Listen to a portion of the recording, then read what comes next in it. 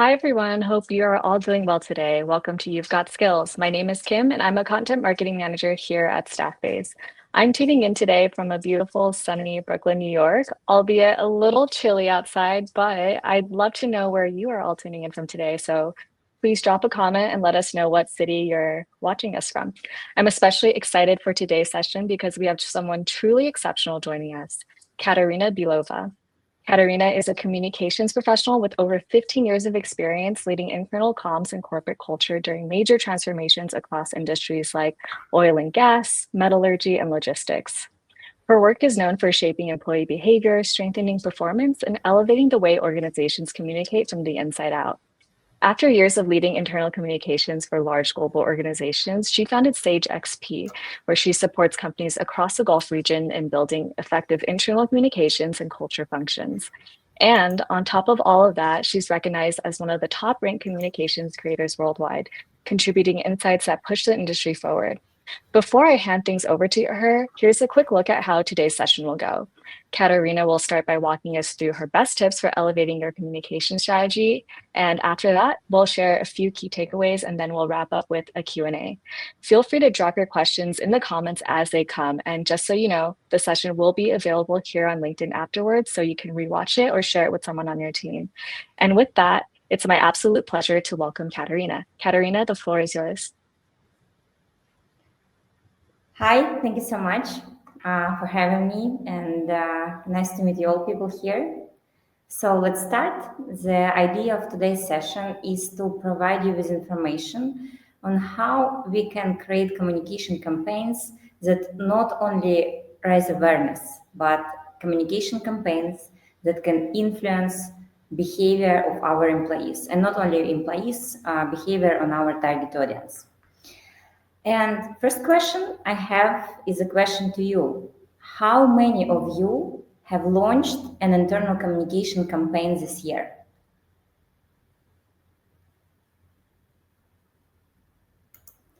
And how many of you are confident that it led to actual behavior change? Communication is not equal information. We communication professionals, we don't just share messages. We don't just share information. We do shape actions. You can ask me, how do I know it? So first of all, I have more than 15 years of experience in leadership roles across different heavy industries like metallurgical companies, oil and gas, logistics industries. And for all of those companies, I built internal communications and corporate culture functions from scratch. Mostly those organizations were under the period of their biggest transformations, and they were large organizations. Some of them were more than 100,000 of employees, and the biggest one company I worked for had 350,000 of employees. Also, I hold master's in communication degree from the Johns Hopkins University, and I specialize in designing strategies that shape employee behavior in line with strategic goals to improve employees' behavior, to improve performance. And the whole idea is to change the behavior in line with strategic goal and combine employees under comprehensive cultural umbrella. Also, academic research studies prove this information as well about the influence of internal communications on the company results. For example, we know that 23% of employee engagement is driven by internal organizational communications. And also, other research studies demonstrate that engaged employees perform much better. Second research study that I wanted to share with you today demonstrates that 66% of employee identification with the company depends on internal communication quality. And this sense of belonging, this identification of employees with the company also increase their engagement level and their performance. In addition, 55% of perceived support comes from how satisfied employees are with internal communication. That is why now we have a question: how to develop a campaign that really drives behavior change, that not just raise awareness. First of all, we will discuss today with you step by step. So first of all, step number one, before we dive into theories and practical steps, we need to understand that step number one is define the behavior you want to change. Not just awareness, not just attitude, not values. We need to define behavior. You can ask yourself or you can ask your stakeholders. For instance, what exactly do you want employees to start doing or to stop doing or to change? When and how often should it happen? In what context or situations? For example, maybe your stakeholder wants your employees log every incident in the system within 24 hours. Or maybe they want start every team meeting with a safety check, if we are talking about big production companies. Or maybe you want your employees use a new application instead of email for shift changes. Or maybe you want to offer a new product to every customer instead of other products that you have. So the idea is you need to define what do you want from your employees. What exactly behavior do you want to change? And when you understand it, here we go to step number two. We need to understand what drives or blocks that behavior. And I want to introduce the theory of planned behavior. According to this theory by Eisen, our human beings' behavior is shaped by three key factors. First one is attitude. Does the employee see value in this behavior? Second one is subjective norm or social norm, which means do they believe others expect or support this behavior? Or is this behavior is common for this organization? And the third factor is perceived control, which means we can ask, do they feel capable of doing it? And now let's discuss step by step how you can create, how you can develop the communication campaign that will cover all those three factors. Because if we know how our behavior is shaped, it's shaped by our attitude, by social norms, and by perceived control, which means that we as communication professionals can influence those three factors. And if we know those factors and if we know how we can influence them, we can create those communication campaigns that will lead to behavior change. So step number three is designing campaign. We need to use those three behavioral drivers to shape your messages and tactics. For example, we know that factor number one is attitude, which means that we need to show this value. We need to help employees to see what is it in it for them. We need to focus on how this behavior benefits this exactly individual, not just whole organization. We need to demonstrate exactly, benefit exactly for them. For example, we can highlight some specific, some practical advantages for the employee personally. For example, maybe they will save time, maybe they will reduce efforts, maybe this is something new that you want to launch, maybe it will help them to improve their daily workflow and so on. Also, we can link this behavior to solving some similar, some familiar pain points or problems in their day-to-day work. Also, we need to avoid some abstract benefits and some generic messaging. So first idea is we need to show the value exactly for our employees, not the whole organization, because the factor number one was attitude. It's my attitude towards this behavior. If I see this behavior valuable for myself or no. The second factor was subjective norm or social norm.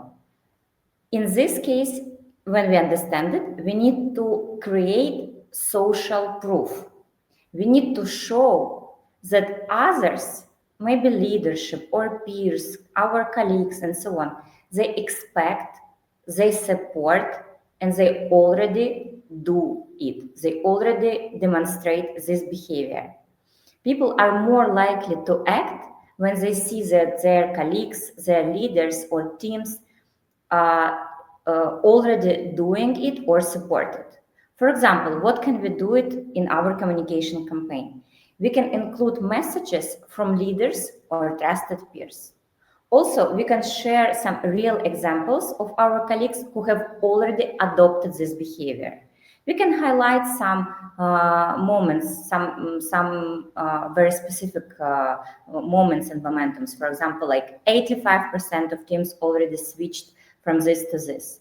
And we can, of course, we can use public recognition to reinforce the norm, to demonstrate to our employees that now this is a norm, it's a social norm for this behavior in our organization. And of course, we need to avoid making the change feel optional, because if you provide your employees with feeling that something is optional, it's probably they will not demonstrate this behavior, that they will not take this change. If you remember, the factor number 3 was perceived control. So we need to make it feel doable, because even if employees see the value, it was factor number 1, and even if they know that others support this behavior, it was factor number 2, social norm, they still won't act, they still won't demonstrate this behavior, that they will not try even if it feels too hard or too confusing. For example, you have too lot of technical details. If you want your employees to download new application, and for example, you explained why do they need it, what is it for them. Also, you showed that others already use this application. Maybe you demonstrated that even leadership is inside this mobile application. But if you don't explain them how to use it, if you don't demonstrate that it is very simple, they also will not adopt it. So you need to break down the behavior so it feels very easy and achievable. What can you do in your communication campaigns? So first of all, break down complex actions into simple steps. Provide guides, trainings, and all other useful information that can explain your employees how to adopt this new tool or this behavior or anything that you want. Also, you can use visuals or demos to show how it works and to show that it is easy. Also, you can share some quotes from peers, for example, like, it took 5 minutes and it was easier than I thought, and so on. Of course, you need to avoid overwhelming instructions, some technical jargon.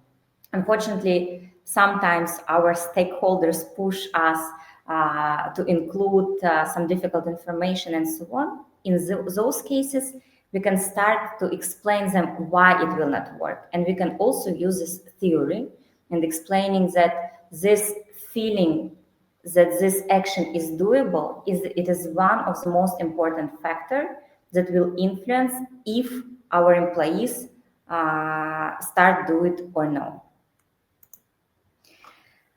After you developed your campaign, the step number 4 is measuring, because every campaign should start with a clear behavioral goal and end with matching metrics. We need to measure the behavior, not just open rates. So how we can measure the behavior? First of all, we need to define the action that we want to see. It was our step number 1. And then before launching the campaign, we need to measure the baseline of what do we have for now. For example, if you want a sales team to promote some product, we need to track those sales before. Then we launch the campaign, and after delivering this campaign, we need to measure this behavior again. So if our campaign was about promoting some new products that we want our sales team to introduce to our clients, we needed to track sales before and sales after. If it is new system adoption, for example, new mobile application, we need to track downloads or logins, depends on what do you need, before the campaign and after the campaign. If it was safety campaign, which is relevant for big production companies, or not only big, just for production companies, I mean, we can track incidents before and after our communication campaign. So we need to track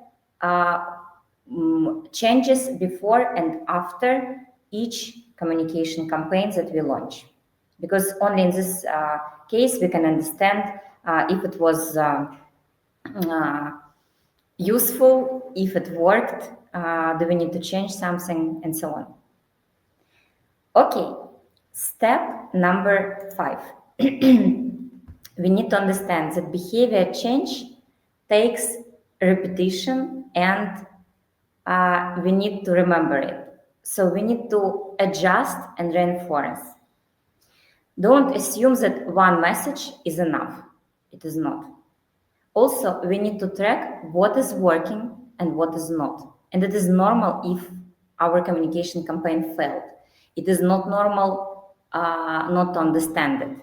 So we need to check it, and if we know that the result was not as good as we wanted, as we expected, it means that we need to change something.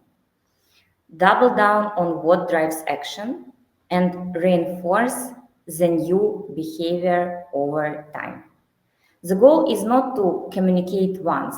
The goal is to make the new behavior stick.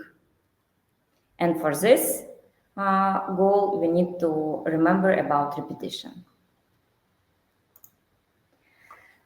Okay, just to repeat one more time, all our steps. I hope that it can be helpful and easier for you to remember. So first of all, we need to start with understanding of what behavior we want to change. So step number 1 is define the behavior. It sounds easy, but a lot of communication professionals just usually they're in a rush. They have a lot of stakeholders, some problems, and they need to solve it, and some requirements, and they forgot about it. But the easiest thing that you can do, and for your function development as well, is define this behavior before and to track the results after, and then you will be able to demonstrate to your stakeholders how you solved their problems. So step number 1 is define the behavior. Step number 2, understand what drives or blocks it. And here we remember our theory that we have 3 factors that influence, that shaping our human beings' behavior. And step number 3 is develop this campaign that shift those 3 factors: our attitude, our social norms, and our perceived control. Step number 4, measure the behavior, not just impressions. And step number 5, reinforce until it sticks. So I just wanted to add that if you want your people to act differently, you can design for it. Thank you so much. And if you have any questions, I will be happy to answer them.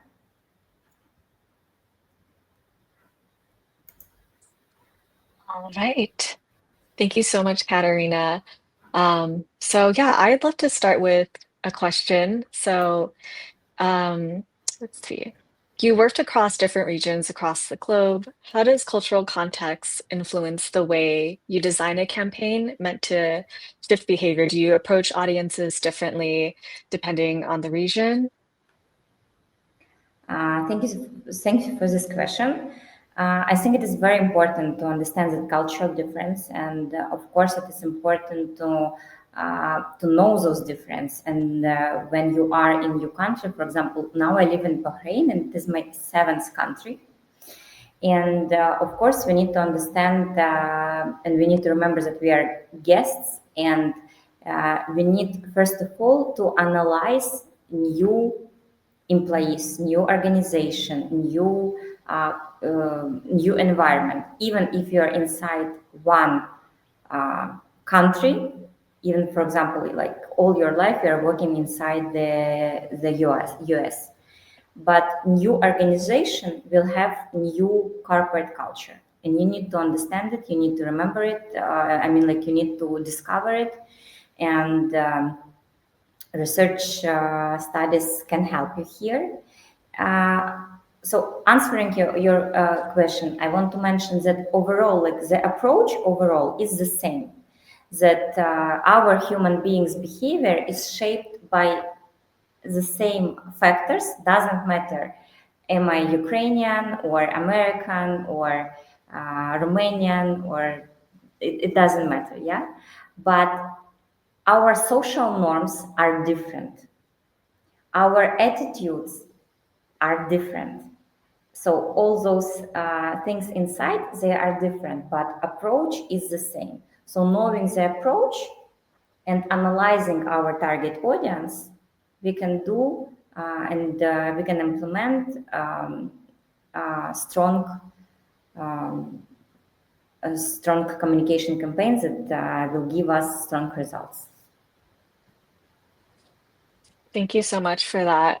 And I do want to jump back on kind of one of your last points during the presentation. So you mentioned for a great place for people to start tracking is to essentially look at your before and after benchmarks.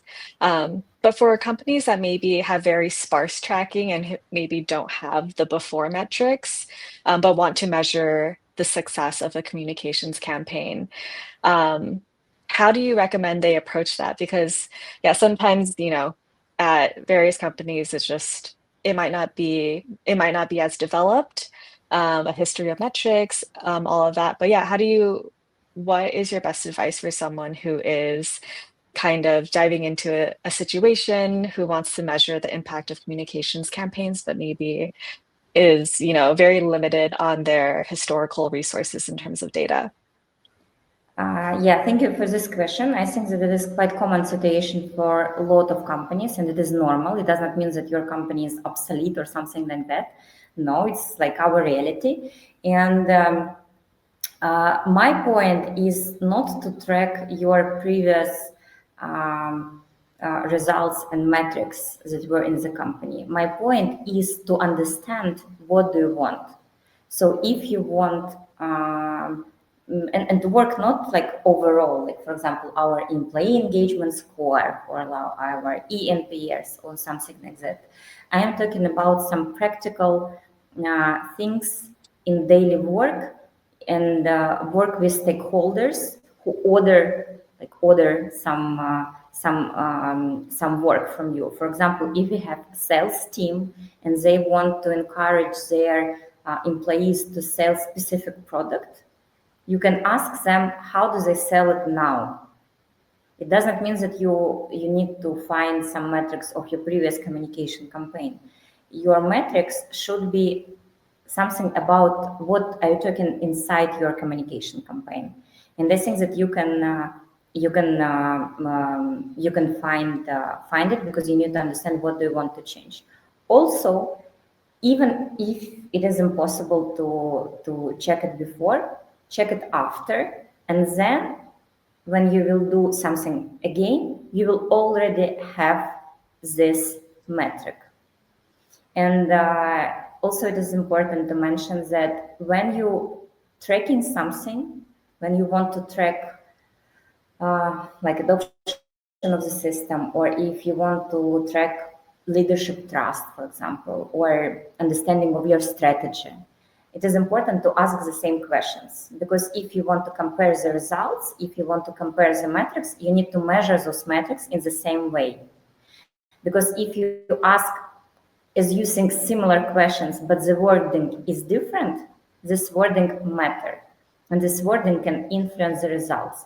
So if you don't have metrics, or if you have metrics, doesn't matter, but you started to track those metrics, please remember that you need to ask the same questions, because you can compare only the same information, and wording matter. Thank you so much for that. Yeah, I feel like everything you mentioned earlier, like it's never if you come into a situation and it essentially it's like never too late to start, and you can just start kind of tracking against yourself and setting these new benchmarks as to like what the baseline is and how you are improving hopefully with each campaign.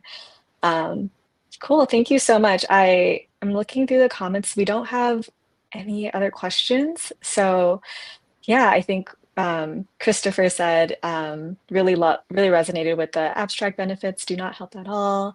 Thanks, Katerina. And using social proof, like using public recognition, that was also something that Christopher resonated with. So thank you so much for Yeah, first of all, leaving a I wanted comment. to tell that, yeah, I'm sorry for interrupting. So first of all, I wanted to tell Christopher that it is so nice to see you here. So I'm happy that you was, or maybe you are still here. And yes, I do agree with Christopher that abstract benefits do not help at all, never. Doesn't matter if we're talking about employees, like internal communications or external communications. We need to be specific, and we need to remember that this theory that I introduced, this factor number one, attitude, it shapes only, it influences only your specific understanding. And if we are providing something abstract about the whole organization, or even something specific but not about employee, or not about our target audience, maybe it is something specific but only for the company, for all the organization, not for our employee, it doesn't matter for them, because they don't see anything, any value for them. So our employees, or any our target audience, if we are talking about external communications, they need to see those specific values for them, and we need just to remember it. And when we are creating communication campaigns, and we do it like almost like every day, we create some messages and so on and so on, and some of them sound really cool, but we need to ask ourselves, are those messages provide any specific benefits for employees, or they're just sounds cool? So we need to remember it, and we need to track ourselves, because it is normal. We are people, we are human beings, and we need to check ourselves as well. And about public recognition, Christopher, yes, I do agree with you, and that is why during all my career and now as well, recognition system is one of the most important part of changing corporate culture from my point of view, and that is the area where I see the biggest shift, because we need to recognize specific behavior that we want to see more often. And it also shapes the social norms, because our employees can see that if we recognize this behavior, it means that probably they will also will be interested to demonstrate this behavior, to receive this recognition. It's like very simple first layer, but overall recognition system and recognition of those exactly behavior and those things that we want to see often, it's a secret weapon in our internal comms hands. Sometimes it's under HR, but doesn't matter who holds the system. All right, so well said. Thank you so much, Katerina. Thank you again for sharing your insights, your experience, and your perspective with us today. And thanks to all of you for joining us. We hope you're leaving with ideas and inspiration you can bring back to your teams. A quick reminder, the session will be available here on LinkedIn shortly after we wrap up. You can find all that information on the Staffbase page under the Events tab. And if you enjoyed today's workshop, feel free to share the recording with anyone who might benefit from it. And thank you again for being here, and we hope you have a wonderful rest of your day. Bye, everyone. Thank you so much.